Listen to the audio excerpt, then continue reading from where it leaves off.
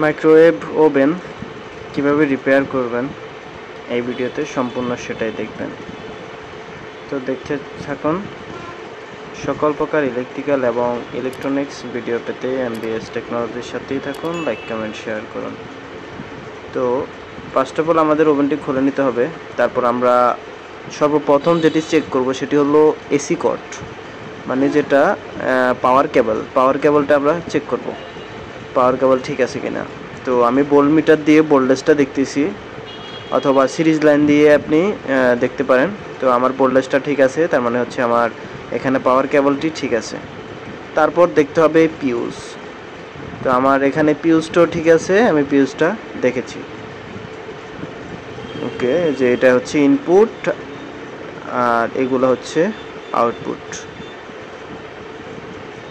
ওকে, এবার হচ্ছে এই পর্যন্ত ঠিক আছে।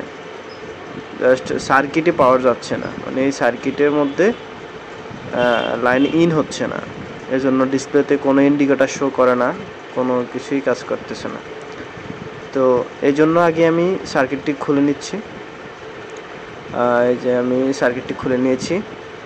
এই সার্কিটের মধ্যে বেসিক্যালি যেগুলো নষ্ট হয়, যে এখানে রিলেগুলো নষ্ট হয়, যে সুইচিং ডিভাইস হিসাবে কাজ করে রিলেতে সমস্যা হয়। আর এখানে আমি দেখেছি যে এই আইসির মধ্যে অনেক পরিমাণ কার্বন জমে গেছে। তো এই জন্য আমি এখানে থিনার দিয়ে এই আইসিটা ওয়াশ করে দেব, ওয়াশ করে শুকিয়ে নেব। তো আমি ওয়াশ করে হট গানের সাহায্যে সার্কিট বোর্ডটি শুকিয়ে নিচ্ছি, যেন ভিজা না থাকে, কারণ যেহেতু সার্কিটটা এখন রান করব এই জন্য শুকনো থাকতে হবে। ওকে, আমার এখানে রেডি। আর আমি এখানে সমস্যাটা পাইছি হচ্ছে যে এখানে একটা রেজিস্ট্যান্স, এটা একটা পিউজের মতোই কাজ করে। তো আমি এখানে একটা সরু তার দিয়ে এটা শর্ট করে দিয়েছি, কারণ এই রেজিস্ট্যান্সগুলো অ্যাভেলেবেল পাওয়া যায় না। তো এই জন্য এত কম মানের রেজিস্ট্যান্স এখানে পাওয়া যায় না অ্যাভেলেবেল। তো এটা শর্ট করে দিলে হয় মূলত। তো আমি এটা শর্ট করে দিয়েছি।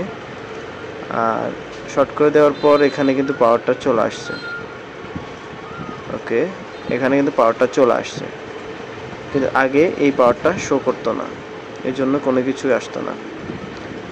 তারপর আমি এখন ডিসপ্লের লাইন যে সমস্ত জ্যাকগুলো আছে এগুলো লাগিয়ে আমি হিট দিয়ে দেখব যে হিটিং এলিমেন্ট ঠিকঠাক আছে কিনা, সব কিছু কাজ করতেছে কিনা, সেটা এখন দেখব।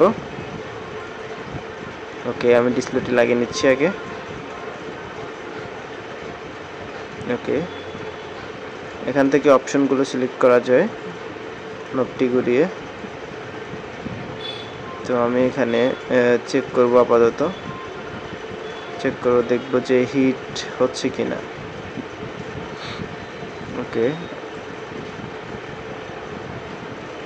এবার স্টার্ট করে দেখব।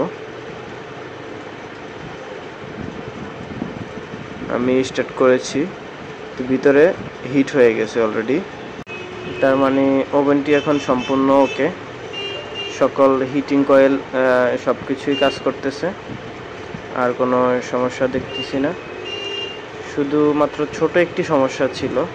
তো চাইলে আপনি এই ভিডিওটি ফলো করে আপনার ওভেনগুলো আপনি রিপেয়ার করতে পারবেন।